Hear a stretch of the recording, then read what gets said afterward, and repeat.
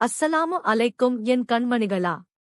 வாருங்கள் இந்தப் பாட்டியின் மடியில் நெருக்கமாக உட்காருங்கள் என்று பாட்டே தன் பேரன் ஜலால் மற்றும் பேத்தி மரியத்தை அமர வைத்து அவர்களை அணைத்தார். இன்று நாம் ஒரு சாதாரண வரலாறு கேட்கப் போவதில்லை. இன்று நாம் அல்லாவின் கிருபை மற்றும் குரானின் மகத்துவம் பற்றி பேசப் போகிறோம். இது நம் இஸ்லாமிய வாழ்க்கைக்கு மிகவும் முக்கியமான ஒரு வரலாற்று நிகழ்வு. பல காலத்திற்கு முன் நம் உயிரிலும் மேலான நபிகள் நாயகம் முஹம்மது ஸல்லல்லாஹு அலைஹி வஸல்லம் அவர்கள் வாழ்ந்தபோது அவர்களுக்கு நிறைய தோழர்கள், சஹாபாக்கள் இருந்தார்கள். அவர்களில் அபூ ஹுரைரா ரலியல்லாஹு அன்ஹு என்ற மிகவும் பாக்கியம் பெற்ற நல்ல மனிதர் ஒருவர் இருந்தார். சஹாபாக்கள் என்றால் யாரு பாட்டி? சஹாபாக்கள் என்றால் நபிகள் நாயகத்தின் அருகிலேயே இருந்து அவர்கள் சொன்ன ஒவ்வொரு உண்மையையும் ஏற்று அவர்களுக்காகவே வாழ்ந்த உத்தமர்கள் கண்ணே. அந்த அபூ ஹுரைரா ரலியல்லாஹு அன்ஹு அவர்களிடம் ஒருமுறை ஏழைகளுக்கான ஜக்காத் மூலம் திரட்டப்பட்ட பேரிச்சம்பழங்களை பாதுகாக்கும் ஒரு பெரிய பொறுப்பை நபிகள் நாயகம் ஸல்லல்லாஹு அலைஹி வஸல்லம் அவர்கள் கொடுத்தார்கள். அபூ ஹுரைரா ரலியல்லாஹு அன்ஹு அவர்கள் அந்த பேரிச்சம்பழங்கள் அல்லாவுக்கு சொந்தமானது என்று நினைத்து இரவெல்லாம் விழித்திருந்து அதை பாதுகாத்துக் கொண்டிருந்தார். அன்று நள்ளிரவு. உலகமே நிசப்தமாக இருந்தது. திடீரென்று ஒரு சப்தம். ஒரு மனித உருவம் மெல்லத் தவழ்ந்து வந்து அந்த பேரிச்சம்பழங்களை அள்ளிச் செல்ல முயன்றது. அபூ ஹுரைரா ரலியல்லாஹு அன்ஹு உடனே பிஸ்மில்லா சொல்லி அவனை பிடித்து விட்டார். அது திருடனா பாட்டி? ஆமாம் என் செல்லமே, அவன் திருடன்தான். திருடன் அபூ ஹுரைரா ரலியல்லாஹு அன்ஹு அவர்களிடம், அல்லாவுக்காக என்னை விட்டுவிடுங்கள். நான் மிகவும் ஏழை. என் வீட்டில் மனைவி, பசியால் வாடும் குழந்தைகள் இருக்கிறார்கள். வேறு வழியில்லாமலும் ஷைத்தானின் தூண்டுதலாலும்தான் இந்தப் பாவத்தைச் செய்ய வந்தேன். தயவு செய்து என்னை விடுங்கள். இனி நான் அல்லாவுக்கு பயந்து இப்படிச் செய்ய மாட்டேன் என்று கண்ணீர் விட்டு கெஞ்சினான். அபூ ஹுரைரா ரலியல்லாஹு அன்ஹு அவர்கள், இன்ஷா அல்லாஹ் நீ திருந்தி விடுவாய் என்று சொல்லி அவரது ஏழ்மைக்காகவும் அல்லாவை நாடியும் அவனை மன்னித்து அனுப்பிவிட்டார். மறுநாள் காலையில் நம் நபிகள் நாயகம் ஸல்லல்லாஹு அலைஹி வஸல்லம் அவர்கள் அபூ ஹுரைரா ரலியல்லாஹு அன்ஹு அவர்களைப் பார்த்து, அபூ ஹுரைராவே, நேற்று உன் கைதியைப் பற்றி என்ன செய்தாய்? அவன் உன்னிடம் பொய் சொல்லியிருக்கிறான்.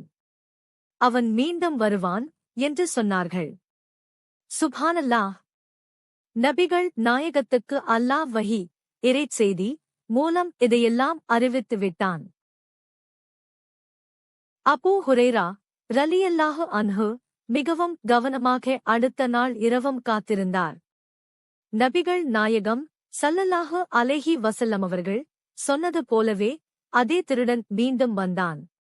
அபூ ஹுரைரா ரலியல்லாஹு அன்ஹு உடனே அல்லாஹ் அக்பர் என்று சொல்லி அவனை மீண்டும் பிடித்துவிட்டார்.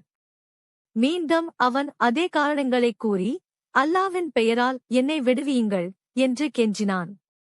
அபூ ஹுரைரா ரலியல்லாஹு அன்ஹு இரண்டாவது முறையும் அவனை மன்னித்து, அல்லாஹ் உன்னை மன்னிப்பானாக என்று சொல்லி அனுப்பிவிட்டார். மூன்றாம் நாள் இரவும் இதே சம்பவம் நடந்தது.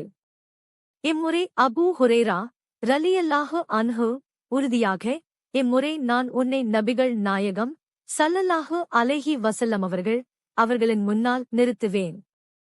உன்னை அல்லாவிடம் ஒப்படைப்பேன் என்று சொன்னார். இப்போது அந்தத் திருடன் மிகவும் பயந்துவிட்டான். அவன், ஐயா, என்னைக் கூட்டிப் போக வேண்டாம். நான் உங்களுக்கு மிகவும் விலைமதிப்பில்லாத அல்லாவிடம் பாதுகாப்பு கோர உதவும் ஒரு ரகசியத்தைச் சொல்லிக் கொடுக்கிறேன் என்று கேட்டான். அபூ ஹுரைரா ரலியல்லாஹு அன்ஹு கவனத்துடன், என்ன ரகசியம்?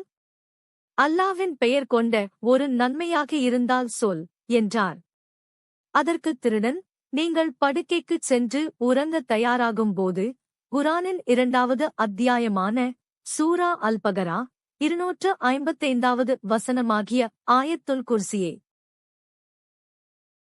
الله لا إله إلا هو الحي القيوم لا تأخذه سنة ولا نوم له ما في السماوات وما في الأرض من ذا الذي يشفع عنده إلا بإذنه يعلم ما بين أيديهم وما خلفهم ولا يحيطون بشيء من علمه إلا بما شاء وسع كرسيه السماوات والأرض ولا يؤوده حفظهما وهو العلي العظيم. ஓதிக்கொள்ளுங்கள். இதை நீங்கள் ஓதினால் அதிகாலை வரை அல்லாஹ் உங்களைக் காக்க ஒரு வானவரை மலக்கே நியமிப்பான். அந்த இரவில் எந்த ஷைத்தானும் உங்களை நெருங்கவே மாட்டான் என்று சொன்னான். ஆயத்துல் குர்சியின் சிறப்பைக் கேட்ட அபூ ஹுரைரா ரலியல்லாஹு அன்ஹு மகிழ்ந்து அவனை விடுவித்து விட்டார். மறுநாள் காலையில் அவர் நபிகள் நாயகம் ஸல்லல்லாஹு அலைஹி வஸல்லம் அவர்களிடம் நடந்ததைக் கூறியபோது அவர்கள் புன்னகையுடன் அவன் பொய் சொன்னாலும் அந்த ஆயத்துல் குர்சியின் மகத்துவத்தைப் பற்றி மட்டும் உன்னிடம் உண்மையே சொல்லிவிட்டான். அவன் யாரென்று உனக்குத் தெரியுமா? அவன்தான் இப்லீஸின் கூட்டாளியான ஷைத்தான் என்று கூறினார்கள். அல்லாஹு அக்பர். என் அன்பு பிள்ளைகளா, பாருங்கள், ஒரு திருடனின் வடிவில் வந்த ஷைத்தானே ஆயத்துல் குர்சியின் சக்தியை நமக்கு கற்றுத் தந்தான். அதுதான் இந்த வசனத்தின் மகத்துவம். இதை ஒருபோதும் நாம் மறக்கக்கூடாது. அல்லாவின் பாதுகாப்பு. இரவில் தூங்கும் முன் ஓதினால் ஷைத்தானின் தீமையிலிருந்து விடியும் வரை அல்லாஹ் நம்மைப் பாதுகாக்கிறான். இது திருக்குரானில் உள்ள வசனங்களிலேயே மிக மகத்துவம் வாய்ந்தது. ஒவ்வொரு தொழுகைக்குப் பிறகும் இதை ஓதுபவருக்கும் சொர்க்கத்திற்கும் இடையில் மரணத்தைத் தவிர வேறு எந்த தடையும் இல்லை என்று நபிகள் நாயகம் ஸல்லல்லாஹு அலைஹி வஸல்லம் அவர்கள் கூறினார்கள். ஆகவே என் செல்வங்களே, இன்று முதல் ஒவ்வொரு ஃபர்லான தொழுகைக்குப் பிறகும் முக்கியமாக படுக்கைக்குச் செல்லும் முன் ஆயத்துல் குர்சியை ஓதி அல்லாவின் பாதுகாப்பில் நம் வாழ்க்கையை அமைத்துக் கொள்ள வேண்டும். இன்ஷா அல்லாஹ் செய்வீர்களா? இன்ஷா அல்லாஹ் செய்வோம் பாட்டி என்று ஜலால் மற்றும் மரியம் இருவரும் சொன்னார்கள்.